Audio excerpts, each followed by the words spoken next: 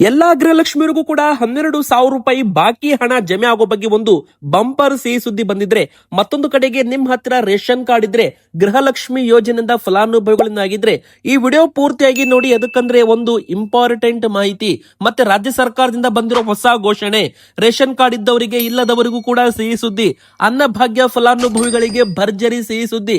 ಹೌದು ವೀಕ್ಷಕರೇ, ಎಲ್ಲರಿಗೂ ಕೂಡ ಇವತ್ತು ಸರ್ಕಾರದಿಂದ ಬಿಗ್ ಅಪ್ಡೇಟ್ ಅಂತಾನೆ ಹೇಳ್ಬಹುದು. ಈ ವಿಡಿಯೋ ನೀವು ಪೂರ್ತಿಯಾಗಿ ಕೊನೆ ತನಕ ನೋಡಿ. ಹಾಗೂ ನಿಮ್ಮ ಹತ್ರ ರೇಷನ್ ಕಾರ್ಡ್ ಇದ್ರೆ ವಿಡಿಯೋಗೆ ಬೇಗನೆ ಲೈಕ್ ಮಾಡಿ. ಮತ್ತೊಂದು ಕಡೆಗೆ 16 ವರ್ಷದ ಒಳಗಿನ ಮಕ್ಕಳಿಗೆ ಮೊಬೈಲ್ ಫೋನ್ ಹಾಗೂ ಸೋಷಿಯಲ್ ಮೀಡಿಯಾ ಕೂಡ ಬಳಸೋದು ಬ್ಯಾನ್ ಆಗಬಹುದು ಕರ್ನಾಟಕದಲ್ಲಿ. ಸದ್ಯಕ್ಕೆ ದೊಡ್ಡ ಬ್ರೇಕಿಂಗ್ ನ್ಯೂಸ್ ಅಂತ ಹೇಳ್ಬಹುದು. ಶಾಲೆ ಕಾಲೇಜ್ಗಳಲ್ಲಿ ಮೊಬೈಲ್ ಫೋನ್ ಬಳಕೆಗೆ ಬ್ಯಾನ್ ಹೇರಲಾಗುತ್ತೆ ಅಂತ ಹೇಳಲಾಗ್ತಾ ಇದೆ. ಮತ್ತೊಂದು ಕಡೆಗೆ ಬಂಗಾರ ಮತ್ತು ಬೆಳ್ಳಿ ದರ 1 ಲಕ್ಷ ರೂಪಾಯಿ ಒಳಗೆ ಬರುತ್ತಾ ಅಥವಾ 2 ಲಕ್ಷ ರೂಪಾಯಿ ದಾಟುತ್ತಾ? ಜಾಗತಿಕ ಮಟ್ಟದಲ್ಲಿ ದೊಡ್ಡ ಘೋಷಣೆ. ಬಂಗಾರ ಬೆಳ್ಳಿ ಖರೀದಿ ಮಾಡೋರು ಸ್ವಲ್ಪ ಹುಷಾರಾಗಿರಿ ಅಂತ ಹೇಳ್ತಾ ವಿಡಿಯೋನ ಶುರು ಮಾಡೋಣ. ನೀವು ಕೂಡ ಗೋಲ್ಡ್ ಪ್ರಿಯರ್ ಆಗಿದ್ರೆ ಬಂಗಾರದ ಬೆಲೆ ಎಷ್ಟಾಗಬೇಕು ಕಮೆಂಟ್ ಮಾಡಿ. ಮತ್ತೊಂದು ಕಡೆಗೆ 10 ಗ್ಯಾರಂಟಿಗಳನ್ನ ಘೋಷಣೆ ಮಾಡೋದ್ರ ಮೂಲಕ ದೊಡ್ಡ ಒಂದು ಇತಿಹಾಸ ಅಂತಾನೆ ಹೇಳ್ಬಹುದು ವೀಕ್ಷಕರೇ. ಕರ್ನಾಟಕದಲ್ಲಿ ಪಂಚ ಗ್ಯಾರಂಟಿಗಳ ಬದಲಾಗಿ 10 ಗ್ಯಾರಂಟಿಗಳಿದ್ದಾವೆ. 10 ಗ್ಯಾರಂಟಿಗಳ ಬಗ್ಗೆ ಅಪ್ಡೇಟ್ ಕೂಡ ಬಂದಿದೆ ವೀಕ್ಷಕರೇ. ಹಾಗಾದ್ರೆ ಮತ್ತೊಂದು 5 ಗ್ಯಾರಂಟಿ ಯಾವುದು ನೋಡೋಣ. ವೋಟರ್ ಐಡಿ ಕಾರ್ಡ್ ನೀವು ಕೂಡ ಹೊಂದಿದ್ರೆ SIR ಪ್ರಕ್ರಿಯೆ ಪ್ರಾರಂಭವಾಗಿದೆ ವೀಕ್ಷಕರೇ. ಹಾಗಾದ್ರೆ ಏನು, ವೋಟರ್ ಐಡಿ ಕಾರ್ಡ್ ಇದ್ದವರಿಗೆ ಒಂದು ಮಹತ್ವದ ಇಂಪಾರ್ಟೆಂಟ್ ಮಾಹಿತಿ ಆಗಿದೆ. ಸೊ ನೀವು ಕೂಡ ವೋಟರ್ ಐಡಿ ಕಾರ್ಡ್ ಹೊಂದಿದ್ರೆ ವಿಡಿಯೋಗೆ ಲೈಕ್ ಮಾಡಿ, ಎಸ್ ಅಂತ ಕಮೆಂಟ್ ಮಾಡಿ. ಅದಕ್ಕಂದ್ರೆ ಒಂದು ಇಂಪಾರ್ಟೆಂಟ್ ಮಾಹಿತಿ. ಬನ್ನಿ ವಿಡಿಯೋ ಶುರು ಮಾಡೋಣ. ಈ ವಿಡಿಯೋ ಶುರು ಮಾಡೋಕ್ಕಿಂತ ಮುಂಚೆ ನೀವು ಕೂಡ ಗೃಹಲಕ್ಷ್ಮಿ ಫಲಾನುಭವಿಗಳಾಗಿರ್ಬೋದು, ರೇಷನ್ ಕಾರ್ಡ್ ಹೊಂದಿದ್ರೆ ಮತ್ತೆ ಬಂಗಾರ ಪ್ರಿಯರಾಗಿದ್ರೆ ವಿಡಿಯೋಗೆ ಬೇಗನೆ ಲೈಕ್ ಮಾಡಿ. ಅದಕ್ಕಂದ್ರೆ ನಿಮಗೆ ಬಂಪರ್ ಸಿಹಿ ಸುದ್ದಿ. ಇನ್ನು ಎರಡನೇದಾಗಿ ಪ್ರತಿಯೊಬ್ಬರು ಕೂಡ ಕಮೆಂಟ್ ಬಾಕ್ಸ್ ಅಲ್ಲಿ ನಿಮ್ಮ ಊರಿನ ಹೆಸರನ್ನ ಕಮೆಂಟ್ ಮಾಡಿ. ಹಾಗೂ ವೀಕ್ಷಕರೇ, ನಿಮಗೂ ಕೂಡ ಗೃಹಲಕ್ಷ್ಮಿ 26ನೇ ಕಂತು ಹಣ ಜಮೆ ಆಗಿದೆಯಾ, ಎಸ್ ಆರ್ ನೋ ಅಂತ ಬೇಗನೆ ಕಮೆಂಟ್ ಮಾಡಿ ವೀಕ್ಷಕರೇ. ನಿಮ್ಮ ಕಮೆಂಟ್ ಗೋಸ್ಕರ ನಾವು ಕಾಯುತ್ತಿರ್ತೇವೆ. ನಿಮ್ಮ ಕಮೆಂಟ್ ಗೆ ನಾವು ಉತ್ತರ ಕೂಡ ಕೊಡಲಿದ್ದೇವೆ. ಸೊ ಪ್ರತಿಯೊಬ್ರು ಗೃಹಲಕ್ಷ್ಮಿಯವರು ನಿಮಗೆ 26 ಕಂತು, ಹಾಗಾದ್ರೆ 52,000 ರೂಪಾಯಿ ಹಣ ಜಮೆ ಆಯ್ತಾ ಇಲ್ಲಿವರೆಗೂ, ಎಸ್ ಆರ್ ನೋ ಅಂತ ಬೇಗನೆ ಕಮೆಂಟ್ ಮಾಡಿ. ಹೌದು ವೀಕ್ಷಕರೇ, ನಾವು ಹೇಳ್ತಾ ಇರೋದು ಸರ್ಕಾರದಿಂದ ಬಂದಿರೋ ಅಧಿಕೃತ ಅಪ್ಡೇಟ್ ಆಗಿದೆ. ಎಲ್ಲಾ ಗೃಹಲಕ್ಷ್ಮಿ ಫಲಾನುಭವಿಗಳಿಗೆ ಕರ್ನಾಟಕ ಸರ್ಕಾರದಿಂದ ಒಂದು ಅಕೌಂಟ್ಗೆ 52,000 ರೂಪಾಯಿ ಹಣವನ್ನ ಜಮೆ ಮಾಡಲಾಗಿದೆ. ಹಾಗಾದ್ರೆ 26 ಕಂತು ಹಣವನ್ನ ಹಾಕಿದ್ದೇವೆ ಅಂತ ಅಧಿಕೃತವಾಗಿ ಘೋಷಣೆ ಮಾಡಿದ್ದಾರೆ. ಈಗ ಬಾಕಿ ಉಳಿದಿರೋದು ಅಂದ್ರೆ 27ನೇ ಕಂತು ಹಣ ಬಿಡುಗಡೆಗೆ ಕ್ಷಣಗಣನೆ ಅಂತಾನು ಕೂಡ ಹೇಳಲಾಗ್ತಾ ಇದೆ ವೀಕ್ಷಕರೇ. ಎದಕ್ಕಂದ್ರೆ ಈಗಾಗಲೇ ಸರ್ಕಾರ 24 ಕಂತು ಹಣವನ್ನ ಬಿಡುಗಡೆ ಮಾಡಿತ್ತು. ಅದೇ ತರ 25, 26 2 ಕಂತು ಕೂಡ ಹಣವನ್ನ ಬಿಡುಗಡೆ ಮಾಡಿತ್ತು. ಒಟ್ಟಿಗೆ 2 ಕಂತು ಹಣವನ್ನ ಬಿಡುಗಡೆ ಮಾಡಲಾಗಿತ್ತು ವೀಕ್ಷಕರೇ. ಆ 2 ತಿಂಗಳ ಕಂತು ಯಾವುದು ಅಂದ್ರೆ ಫೆಬ್ರವರಿ ಹಾಗೂ ಮಾರ್ಚ್ ತಿಂಗಳದ್ದು ಅಂತಾನು ಕೂಡ ಇಂಡೈರೆಕ್ಟ್ ಆಗಿ ಹೇಳಲಾಗಿತ್ತು ವೀಕ್ಷಕರೇ. ಹಾಗಾದ್ರೆ ಫೆಬ್ರವರಿ ಮತ್ತು ಮಾರ್ಚ್ ತಿಂಗಳದ್ದು ಹಣ ಹಾಕಿದ್ದೀರಾ ಅಂದ್ರೆ ಹೋದ ವರ್ಷದ 2 ಕಂತು ಹಣ ಸ್ಕಿಪ್ ಆಗಿತ್ತು, ಮಿಸ್ಟೇಕ್ ಇಂದ ಹಾಕಿರ್ಲಿಲ್ಲ. ಇದಕ್ಕೋಸ್ಕರ ಸರ್ಕಾರದ ಸದನದಲ್ಲಿ ಕ್ಷಮೆಯಾಚನೆ ಕೂಡ ಮಾಡಲಾಗಿತ್ತು. ಗೃಹಲಕ್ಷ್ಮಿಯರಿಗೆ ಹಣವನ್ನ ಬಿಡುಗಡೆ ಕೂಡ ಮಾಡ್ತೀವಿ ಅಂತ ಸಿದ್ದರಾಮಯ್ಯನವರು ಘೋಷಣೆ ಮಾಡಿದ್ರು. ನಂತರ ಹಣ ಕೂಡ ಬಿಡುಗಡೆ ಆಯ್ತು. ಎಲ್ಲಾ ಒಂದು ಜಿಲ್ಲೆಗಳ ಹಣ ಕೂಡ ಜಮೆ ಆಗಿದೆ ವೀಕ್ಷಕರೇ. ಕೆಲವೊಂದು ತಾಲೂಕುಗಳಲ್ಲಿ ಇನ್ನೂ ಕೂಡ ಹಣ ಜಮೆ ಆಗಿಲ್ಲ. ಇನ್ನು 2-3 ದಿನ ಅಥವಾ 1 ವಾರದಲ್ಲಿ ಅವರಿಗೂ ಕೂಡ ಎಲ್ಲಾ ಒಂದು ಹಣವನ್ನ ಬ್ಯಾಲೆನ್ಸ್ ಅನ್ನ ಕ್ಲಿಯರ್ ಮಾಡಲಾಗುತ್ತೆ. ಹಾಗಾದ್ರೆ ಈಗ 24 ಕಂತಾಗಿತ್ತು, ಈಗ ಮತ್ತೆ 2 ಕಂತು 26 ಕಂತಾಯ್ತು. ಆದ್ರೆ ವಿರೋಧ ಪಕ್ಷದವರು ಬಿಜೆಪಿ ಶಾಸಕರು ಮಹೇಶ್ ತೆಂಗಿನಕಾಯಿ ಅವರು ಹೇಳ್ತಾರೋ ಪ್ರಕಾರ 30 ಕಂತು ಆಗ್ಬೇಕು. ಹಾಗಾದ್ರೆ ಇನ್ನು 4 ಕಂತು 8,000 ರೂಪಾಯಿ ಹಣ ಯಾವಾಗ ಬಿಡುಗಡೆ ಮಾಡ್ತೀರಾ ಅಂತ ಈಗ ಪ್ರಶ್ನೆ ಮಾಡಲು ಪ್ರಾರಂಭ ಮಾಡಿದ್ದಾರೆ. ಹಾಗಾದ್ರೆ ಇನ್ನು 4 ಕಂತು ಯಾವುದು ಅಂದ್ರೆ ಅಕ್ಟೋಬರ್, ನವೆಂಬರ್, ಡಿಸೆಂಬರ್ ಹಾಗೂ ಈ ಹೊಸ ವರ್ಷದ ಜನವರಿ ತಿಂಗಳದ್ದು ಎಲ್ಲ ಕೂಡಿಸಿದ್ರೆ ಇನ್ನು 4 ಕಂತು. ಈ ಗೃಹಲಕ್ಷ್ಮಿ ಯೋಜನೆ ಶುರುವಾಗಿ 30 ತಿಂಗಳಾಯ್ತು, 30 ಕಂತಾಗುತ್ತೆ ಜನವರಿ ತಿಂಗಳವರೆಗೂ ಅಂತ ಹೇಳಲಾಗ್ತಾ ಇದೆ. ಹೀಗಾಗಿ ಇನ್ನು ಬಾಕಿ ಇರೋ ಕಂತನ್ನು ಕೂಡ ಬಿಡುಗಡೆ ಮಾಡ್ತೀವಿ ಅಂತ ಘೋಷಣೆ ಮಾಡಿದ್ದಾರೆ. ಮತ್ತೆ ವೀಕ್ಷಕರೇ, ನೀವು ಕೂಡ ರೇಷನ್ ಕಾರ್ಡ್ ಹೊಂದಿದ್ರೆ ಒಂದು ಇಂಪಾರ್ಟೆಂಟ್ ಅಪ್ಡೇಟ್. ಇಲ್ಲಿ ಏನಪ್ಪ ರಾಜ್ಯ ಸರ್ಕಾರದಿಂದ ಬಂದಿರೋ ಅಪ್ಡೇಟ್ ಏನಂದ್ರೆ, ತುಂಬಾ ಜನ ಗೃಹಲಕ್ಷ್ಮಿಯವರು APL ಕಾರ್ಡ್ ಇದ್ದವರು ಗೃಹಲಕ್ಷ್ಮಿ ಯೋಜನೆಗೆ ಅರ್ಜಿನೇ ಹಾಕಿಲ್ಲ. ಇಲ್ಲಿ APL ಕಾರ್ಡ್ ಇದ್ದವ್ರಿಗೂ ಕೂಡ ಗೃಹಲಕ್ಷ್ಮಿ ಹಣ ಬರುತ್ತೆ. ಹೌದು, BPL ಕಾರ್ಡ್ ಇದ್ದವ್ರಿಗೂ ಬರುತ್ತೆ, APL ಕಾರ್ಡ್ ಇದ್ದವ್ರಿಗೂ ಬರುತ್ತೆ. ಆದ್ರೆ ಇಂಪಾರ್ಟೆಂಟ್ ಅಪ್ಡೇಟ್ ಏನಪ್ಪಾ ಅಂದ್ರೆ, ನಿಮ್ಮ ರೇಷನ್ ಕಾರ್ಡ್ ಅಲ್ಲಿ ನೀವು ಯಜಮಾನಿ ಸ್ಥಾನದಲ್ಲಿ ಇರಬೇಕು. ಒಂದು ವೇಳೆ ನಿಮ್ಮ ರೇಷನ್ ಕಾರ್ಡ್ ಅಲ್ಲಿ ನೀವು ಯಜಮಾನಿ ಸ್ಥಾನದಲ್ಲಿ ಇಲ್ಲ ಅಂದ್ರೆ ಅದನ್ನ ಚೇಂಜ್ ಕೂಡ ಮಾಡಿಸಿ ನೀವು ಅಪ್ಲೈ ಮಾಡಬಹುದು. ಆದ್ರೆ ನೀವೇನಾದ್ರೂ ತೆರಿಗೆ ಪಾವತಿದಾರರಾಗಿದ್ರೆ, GST ಅಕೌಂಟ್ ರಿಟರ್ನ್ಸ್ ಅನ್ನ ಮಾಡ್ತಾ ಇದ್ರೆ, GST ತೆರಿಗೆ ರಿಟರ್ನ್ಸ್ ಮೂಲಕ ಪಾವತಿ ಮಾಡ್ತಾ ಇದ್ರೆ, ಸರ್ಕಾರಕ್ಕೆ ತೆರಿಗೆ ಪಾವತಿ ಮಾಡ್ತಾ ಇದ್ರೆ, ಗೃಹಲಕ್ಷ್ಮಿಯರಾಗಿರ್ಬೋದು, ಗೃಹಲಕ್ಷ್ಮಿಯರ ಯಜಮಾನರು ಇಬ್ರು ಕೂಡ ಏನಾದ್ರೂ ಒಬ್ಬರು ಇಲ್ಲಿ ತೆರಿಗೆ ಪಾವತಿ ಮಾಡ್ತಾ ಇದ್ರೆ ಗೃಹಲಕ್ಷ್ಮಿ ಹಣ ಬರೋದಿಲ್ಲ. ಇಲ್ಲಿ ಮೊನ್ನೆ 7 ಲಕ್ಷ ಬಿಪಿಎಲ್ ಕಾರ್ಡ್ಗಳು ರದ್ದಾಗಿತ್ತು. ಬಿಪಿಎಲ್ ಕಾರ್ಡ್ ರದ್ದಾಗಿ ಎಪಿಎಲ್ ಕಾರ್ಡ್ ಆದ್ರೂ ಕೂಡ ಅವರಿಗೆ ಗೃಹಲಕ್ಷ್ಮಿ ಹಣ ಬರುತ್ತೆ. ಆದ್ರೆ ಈ ಎರಡು ಕಾರಣದಿಂದಾಗಿ ನಿಮ್ದೇನಾದ್ರೂ ಬಿಪಿಎಲ್ ಕಾರ್ಡ್ ರದ್ದಾಗಿದ್ರೆ, ತೆರಿಗೆ ಪಾವತಿದಾರರ ಮತ್ತು ಜಿಎಸ್ಟಿ ರಿಟರ್ನ್ಸ್ ಪಾವತಿದಾರರ ಬಿಪಿಎಲ್ ಕಾರ್ಡು ಅನರ್ಹ ಅಂತ ಎಪಿಎಲ್ ಕಾರ್ಡ್ಗೆ ವರ್ಗಾವಣೆ ಆಗಿದ್ರೆ ಅಂತ ಕಾರ್ಡುಗಳಿಗೆ ಮಾತ್ರ ಇಲ್ಲಿ ಗೃಹಲಕ್ಷ್ಮಿ ಹಣ ಬರೋದು ಸ್ಟಾಪ್, ಅಂದ್ರೆ ನಿಲ್ಲಿಸಲಾಗುತ್ತೆ. ಹಣ ಇನ್ ಮುಂದೆ ಬರೋದಿಲ್ಲ ಅಂತ ಹೇಳ್ಬಹುದು. ಗೃಹಲಕ್ಷ್ಮಿ ಯಜಮಾನಿ ಸ್ಥಾನದಲ್ಲಿರಬೇಕು ಮತ್ತೆ ರಿಟರ್ನ್ಸ್ ತೆರಿಗೆ ಪಾವತಿ ಮಾಡ್ತಾ ಇರಬಾರ್ದು. ಅವರಿಗೆ ಮಾತ್ರ ಹಣ ಬರಲ್ಲ, ಪ್ರತಿಯೊಬ್ಬರಿಗೂ ಕೂಡ ಹಣ ಬರುತ್ತೆ ಅಂತ ಇಲ್ಲಿ ಹೇಳಲಾಗಿದೆ. ವೀಕ್ಷಕರೇ, ನೀವು ಕೂಡ ಎಪಿಎಲ್ ಕಾರ್ಡ್ ಹೊಂದಿರಲಿ, ಬಿಪಿಎಲ್ ಕಾರ್ಡ್ ಹೊಂದಿರಲಿ, ನಿಮಗೆ ಹಣ ಬರುತ್ತೆ. ಗೃಹಲಕ್ಷ್ಮಿ ಯೋಜನೆಗೆ ಅರ್ಜಿ ಹಾಕಿದ್ರೆ ನಿಮಗೆ ಹಣ ಬರುತ್ತೆ, ಯಜಮಾನಿ ಸ್ಥಾನದಲ್ಲಿರಬೇಕು ಅಂತ ಹೇಳಲಾಗಿದೆ.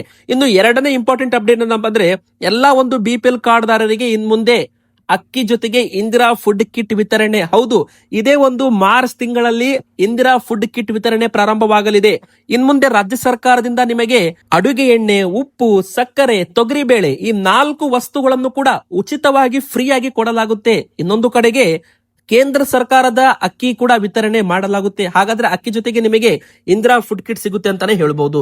ಇನ್ನು ಮೂರನೇ ದೊಡ್ಡ ಬ್ರೇಕಿಂಗ್ ನ್ಯೂಸ್ ಏನಪ್ಪಾ ಅಂದ್ರೆ, ಇನ್ ಮುಂದೆ ನಮ್ಮ ಕರ್ನಾಟಕದಲ್ಲಿ 16 ವರ್ಷದ ಒಳಗಿನ ಮಕ್ಕಳಿಗೆ ಮೊಬೈಲ್ ಫೋನ್ ಕೊಡೋದು ನಿಷೇಧ ಮಾಡಲಿದ್ದಾರೆ. ಹೌದು, ಆಸ್ಟ್ರೇಲಿಯಾ ದೇಶದಲ್ಲಿ, ಯುರೋಪಿಯನ್ ದೇಶಗಳಲ್ಲಿ ಈಗಾಗಲೇ ಶುರುವಾಗಿದೆ ಈ ನಿಯಮ. ನಮ್ಮ ಒಂದು ಕರ್ನಾಟಕದಲ್ಲೂ ಕೂಡ ಇದನ್ನ ಜಾರಿಗೆ ತರಲು ಮುಖ್ಯಮಂತ್ರಿ ಸಿದ್ದರಾಮಯ್ಯನವರು ಗಂಭೀರ ಚಿಂತನೆ ನಡೆಸಿದ್ದಾರೆ ಅಂತ ಹೇಳಲಾಗ್ತಾ ಇದೆ. ಮೊನ್ನೆ ತಾನೇ 16 ವರ್ಷದ ಒಳಗಿನ ಮಕ್ಕಳಿಗೆ ಸೋಷಿಯಲ್ ಮೀಡಿಯಾ ಆಕ್ಸೆಸ್ ಕೂಡ ಕೊಡಬಾರದು. ಅವರ ಅಕೌಂಟ್ ಇಂದ ವಾಟ್ಸ್ಆಪ್, ಫೇಸ್ಬುಕ್, ಇನ್ಸ್ಟಾಗ್ರಾಮ್ ಏನು ಕೂಡ ಕ್ರಿಯೇಟ್ ಆಗಬಾರದು.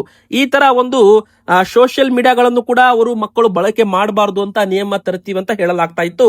ಅದರ ಬೆನ್ನಲ್ಲೇ ಈಗ ಶಾಲಾ ಮಕ್ಕಳ ಕೈಗೆ ಮೊಬೈಲ್ ಫೋನ್ ಕೊಡೋದೇ ಬೇಡ, ಮೊಬೈಲ್ ಫೋನ್ 16 ವರ್ಷದ ಒಳಗಿನ ಮಕ್ಕಳಿಗೆ ಮೊಬೈಲ್ ಬಳಕೆ ನಿಷೇಧ ಮಾಡೋ ಬಗ್ಗೆ ಸರ್ಕಾರ ಗಂಭೀರ ಚಿಂತನೆ ನಡೆಸಲು ಮುಂದಾಗಿದೆ ಅಂತ ಖುದ್ದು ಮುಖ್ಯಮಂತ್ರಿ ಸಿದ್ದರಾಮಯ್ಯನವರು ಮಾಹಿತಿಯನ್ನ ಕೊಟ್ಟಿದ್ದಾರೆ.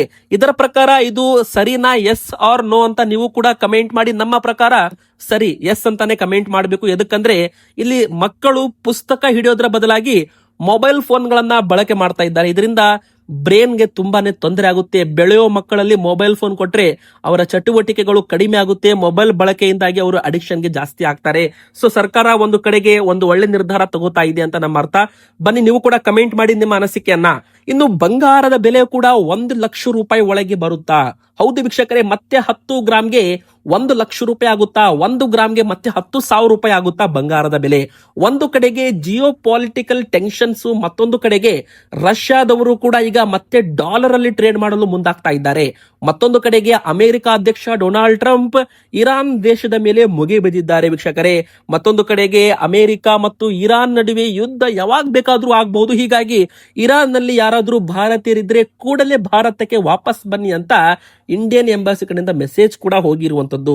ಇಲ್ಲಿ ವೀಕ್ಷಕರೇ, ಇದೆಲ್ಲ ನೋಡ್ತಾ ಇದ್ರೆ ಬಂಗಾರ ಮತ್ತು ಬೆಳ್ಳಿ ಮೇಲೆ ಇದು ನೇರವಾಗಿ ಪ್ರಭಾವ ಬೀರ್ತಾ ಇದೆ. ಒಂದು ಕಡೆಗೆ ರಷ್ಯಾದವರು ತಮ್ಮ ಹತ್ತಿರ ಇದ್ದ ಬಂಗಾರವನ್ನ ಎಕ್ಸ್ಪೋರ್ಟ್ ಮಾಡಲು ಪ್ರಾರಂಭ ಮಾಡಿದ್ದಾರೆ. ಹಾಗಾದ್ರೆ ತಮ್ಮ ಒಂದು ದೇಶದಿಂದ ಬಂಗಾರವನ್ನ ಹೊರಗೆ ದಬ್ತಾ ಇದ್ದಾರೆ. ಇಲ್ಲಿ ಮತ್ತೊಂದು ಕಡೆಗೆ ಅಮೆರಿಕ ಅಧ್ಯಕ್ಷರು ಡೊನಾಲ್ಡ್ ಟ್ರಂಪ್ ಅವರೀಗ ಮತ್ತೆ ಯುದ್ಧ ಭೀತಿಯನ್ನ ಶುರು ಮಾಡಿದ್ದಾರೆ. ಒಂದು ಕಡೆಗೆ ರಷ್ಯಾದವರು ಏನಾದ್ರೂ ತಮ್ಮ ಒಂದು ಬಂಗಾರವನ್ನ ಮಾರಾಟ ಮಾಡಲು ಪ್ಲಾನಿಂಗ್ ಮಾಡಿ ಡಾಲರ್ಸ್ ಅಲ್ಲಿ ಟ್ರೇಡ್ ಮಾಡಲು ಪ್ರಾರಂಭ ಮಾಡಿದ್ರೆ, ಡಾಲರ್ಗೆ ಏನಾದ್ರೂ ಜಯ ಸಿಕ್ಕರೆ ಬಂಗಾರ ಸೋಲುತ್ತೆ. ಒಂದು ವೇಳೆ ಡಾಲರ್ ಮತ್ತೆ ವೀಕ್ ಆದ್ರೆ ಬಂಗಾರದಲ್ಲಿ ರೇಟ್ ಜಾಸ್ತಿ ಆಗುತ್ತೆ ವೀಕ್ಷಕರೇ. ಮುಂದಿನ ಬರೋ ದಿನಗಳಲ್ಲಿ ರಷ್ಯಾದವರು ಮತ್ತೆ ಡಾಲರ್ಸ್ ಅಲ್ಲಿ ಟ್ರೇಡ್ ಮಾಡಿ ಬಂಗಾರವನ್ನ ಎಕ್ಸ್ಪೋರ್ಟ್ ಮಾಡಲು ಪ್ರಾರಂಭ ಮಾಡಿದ್ರೆ ಬಂಗಾರ ಮತ್ತು ಬೆಳ್ಳಿ ಎರಡೂ ದರವು ಕೂಡ ಭಾರಿ ಇಳಿಕೆ ಆಗುತ್ತೆ ಅಂತ ತಜ್ಞರು ಹೇಳ್ತಾ ಇರುವಂತದ್ದು ವೀಕ್ಷಕರೇ. ಮತ್ತೊಂದು ಕಡೆಗೆ ಒಂದು ವೇಳೆ ಅಮೆರಿಕ ಮತ್ತು ಇರಾನ್ ನಡುವೆ ಯುದ್ಧವಾದ್ರೆ ಬಂಗಾರದ ಬೆಲೆ 2 ಲಕ್ಷ ರೂಪಾಯಿನೂ ಆಗ್ಬಹುದು ಅಂತ ಹೇಳಲಾಗ್ತಾ ಇದೆ. ನಿಮ್ಮ ಪ್ರಕಾರ ಎಷ್ಟಾಗಬೇಕು ಬೆಲೆ ಕಮೆಂಟ್ ಮಾಡಿ. ಬನ್ನಿ, ಈಗ ಕೊನೆಯದಾಗಿ ವೋಟರ್ ಐಡಿ ಇದ್ದವ್ರಿಗೂ ಕೂಡ ಒಂದು ಇಂಪಾರ್ಟೆಂಟ್ ಅಪ್ಡೇಟ್ ಸದ್ಯಕ್ಕೆ ಬಂದಿರುವಂತದ್ದು ವೀಕ್ಷಕರೇ. SIR ಪ್ರಕ್ರಿಯೆ ಪೂರ್ವ ಸಿದ್ಧತೆ ಕೂಡ ಶುರುವಾಗಿದೆ. ಮತದಾರರ ಗುರುತಿನ ಚೀಟಿ ವಿಶೇಷ ಪರಿಶೀಲನೆ ಕೂಡ ಮಾಡಲು ಪ್ರಾರಂಭ ಮಾಡಲಾಗಿದೆ. ಕೇಂದ್ರ ಚುನಾವಣೆ ಆಯೋಗ ಈಗಾಗಲೇ ನಮ್ಮ ದೇಶದ ಹಲವು ರಾಜ್ಯಗಳಲ್ಲಿ SIR ಪ್ರಕ್ರಿಯೆ ಮಾಡಲು ಮುಂದಾಗಿದ್ದು, ನಮ್ಮ ರಾಜ್ಯದಲ್ಲೂ ಕೂಡ SIR ಪೂರ್ವ ಸಿದ್ಧತಾ ಪ್ರಕ್ರಿಯೆ ಚುನಾವಣಾ ಆಯೋಗ ಕಳೆದ ಡಿಸೆಂಬರ್ ತಿಂಗಳಿನಲ್ಲಿ ಚಾಲನೆ ಕೊಟ್ಟಿದೆ. ನಮ್ಮ ರಾಜ್ಯದಲ್ಲಿ ಮತದಾರರ ಪಟ್ಟಿಯ ವಿಶೇಷ ಗುರುತಿನ ಪರಿಷ್ಕರಣೆ ಅಂದ್ರೆ SIR ಪೂರ್ವ ಸಿದ್ಧತೆ ಚುರುಕಾಗಿ ನಡೆದಿದ್ದು, ಈ ಹಿನ್ನೆಲೆ ಬೂತ್ ಮಟ್ಟದ ಅಧಿಕಾರಿಗಳು ಕಾರ್ಯಪ್ರವೃತ್ತರಾಗಿದ್ದಾರೆ. ನಮ್ಮ ರಾಜ್ಯದಲ್ಲಿ SIR ಪೂರ್ವ ಸಿದ್ಧತೆ ಭಾಗವಾಗಿ 2002 ಇಸ್ವಿಯ ಮತದಾರರ ಪಟ್ಟಿಯನ್ನ 2025ರಲ್ಲಿ ಹೋಲಿಕೆ ಅಂದ್ರೆ ಲಿಂಕ್ ಮಾಡಲಾಗ್ತಾ ಇದೆ. ನಮ್ಮ ರಾಜ್ಯದಲ್ಲಿ 3 ಕೋಟಿಗೂ ಅಧಿಕ ಮತದಾರರ ವಿವರಗಳು ತಾಳೆಯಾಗಿವೆ ಅಂತ ತಿಳಿದು ಬಂದಿದೆ. ಮೃತಪಟ್ಟವರು, ವಿಳಾಸ ಬದಲಾದವರು, ಒಂದಕ್ಕಿಂತ ಹೆಚ್ಚು ಕಡೆ ಮತದಾರರ ಪಟ್ಟಿಯಲ್ಲಿ ಇರುವವರ ವಿವರಗಳನ್ನ, ಹರ ದಾಖಲೆಗಳನ್ನ ಕಲೆ ಹಾಕಲಾಗ್ತಾ ಇದೆ. ದಾಖಲೆ ಒದಗಿಸಿದವರ ಮತದಾರರ ಪಟ್ಟಿಯಲ್ಲಿ ಉಳಿತಾರೆ. ಇದರಿಂದ ಅರ್ಹ ಮತದಾರರ ಸಂಖ್ಯೆ ಅಂದಾಜು ಸಿಗಲಿದೆ. ಇದರಿಂದ ಕೇಂದ್ರ ಚುನಾವಣಾ ಆಯೋಗ ಘೋಷಣೆ ಮಾಡಿದ ಸಂದರ್ಭದಲ್ಲಿ ಇದು ಸಹಾಯವಾಗುತ್ತೆ ಅಂತ ಹೇಳಲಾಗ್ತಾ ಇದೆ. ವೀಕ್ಷಕರೇ, ಒಟ್ಟಾರೆ ಹೇಳೋದಾದ್ರೆ ಈಗ ಮತ್ತೆ ಒಂದು ಮ್ಯಾಪಿಂಗ್ ಅನ್ನ ಮಾಡಲು ಪ್ರಾರಂಭ ಮಾಡಿದ್ದಾರೆ. ಕರ್ನಾಟಕದಲ್ಲಿ 67% ಮ್ಯಾಪಿಂಗ್ ಕಂಪ್ಲೀಟ್ ಆಗಿದೆ ವೋಟರ್ ಐಡಿಗಳನ್ನಂತ ಹೇಳಲಾಗಿದೆ. ಬನ್ನಿ ಈಗ ಕೊನೆಯದಾಗಿ ಒಟ್ಟು ಇಲ್ಲಿ 5 ಗ್ಯಾರಂಟಿ ಅಲ್ಲ 10 ಗ್ಯಾರಂಟಿ ಬಗ್ಗೆ DCM DK ಶಿವಕುಮಾರ್ ಅವರು ಒಂದು ಬಂಪರ್ ಘೋಷಣೆಯನ್ನ ಮಾಡಿರುವಂತದ್ದು. ಹೌದು ವೀಕ್ಷಕರೇ, ಹಾಗಾದ್ರೆ 5 ಗ್ಯಾರಂಟಿ ನಿಮಗೆ ಗೊತ್ತಿರಬಹುದು, ಪಂಚ ಗ್ಯಾರಂಟಿಗಳು. 6ನೇ ಗ್ಯಾರಂಟಿ ಭೂ ಗ್ಯಾರಂಟಿ ಅಂತಾನು ಕೂಡ ಘೋಷಣೆ ಮಾಡಿದ್ರು. ಅದೇ ತರ ಈಗ ಪಂಚ ಗ್ಯಾರಂಟಿಗಳಲ್ಲ 6 ಗ್ಯಾರಂಟಿ ಇತ್ತು ಅಂತ ಹೇಳ್ತಿದ್ರು. ಈಗ ಮತ್ತೆ 7ನೇ ಗ್ಯಾರಂಟಿ ಅಂತ ಮತ್ತೆ ಘೋಷಣೆ ಮಾಡಿ ಕುಡಿಯುವ ನೀರು ಯೋಜನೆ ಆಗಿರ್ಬೋದು, ನೀರಾವರಿ ಯೋಜನೆ ಆಗಿರ್ಬೋದು, ರೈತರ ಒಂದು ಹೊಲ ಗದ್ದೆಗಳಿಗೆ ನೀರು ಬಿಡೋ ಯೋಜನೆ ಆಗಿರ್ಬೋದು, ಇದು 7ನೇ ಗ್ಯಾರಂಟಿ ಅಂತ ಘೋಷಣೆ ಮಾಡಿದ್ರು. 8ನೇ ಗ್ಯಾರಂಟಿ ವಸತಿ ರಹಿತರಿಗೆ ಮನೆ ಮತ್ತು ಸೂರು ಕಲ್ಪಿಸೋದು. 9ನೇ ಗ್ಯಾರಂಟಿ ಆಸ್ತಿ ಮಾಲೀಕರಿಗೆ ಸುಲಭವಾಗಿ ಈ ಖಾತಾ ಕೊಡುವುದು. ಇನ್ನು 10ನೇ ಗ್ಯಾರಂಟಿಯಾಗಿ ಎಲ್ಲರಿಗೂ ಉಚಿತವಾಗಿ ಗುಣಮಟ್ಟದ ಆರೋಗ್ಯ ಸೇವೆ ಒದಗಿಸುವುದು. ಬಡವರು ಮತ್ತು ಜನಸಾಮಾನ್ಯರಿಗೆ ಉಚಿತವಾಗಿ ಅತ್ಯುತ್ತಮ ವೈದ್ಯಕೀಯ ಸೇವೆ ವಿತರಣೆ ಮಾಡುವುದು ನಮ್ಮ ಸರ್ಕಾರದ ಸಂಕಲ್ಪ ಇದೆ ಅಂತ DCM DK ಶಿವಕುಮಾರ್ ಅವರು ಘೋಷಣೆ ಮಾಡಿದ್ದು ರಾಜ್ಯದ ಜನರಿಗೆ ಬಂಪರ್ ಸಿಹಿ ಸುದ್ದಿ ಅಂತ ಹೇಳ್ತಾ ವಿಡಿಯೋನ ಮುಗಿಸ್ತಾ ಇದ್ದೇವೆ. ವಿಡಿಯೋಗೆ ಲೈಕ್ ಮಾಡಿ, ನಿಮ್ಮ ಅನಿಸಿಕೆ ಕಮೆಂಟ್ ಮಾಡಿ, ಚಾನಲ್ಗೆ ಸಬ್ಸ್ಕ್ರೈಬ್ ಆಗಿ.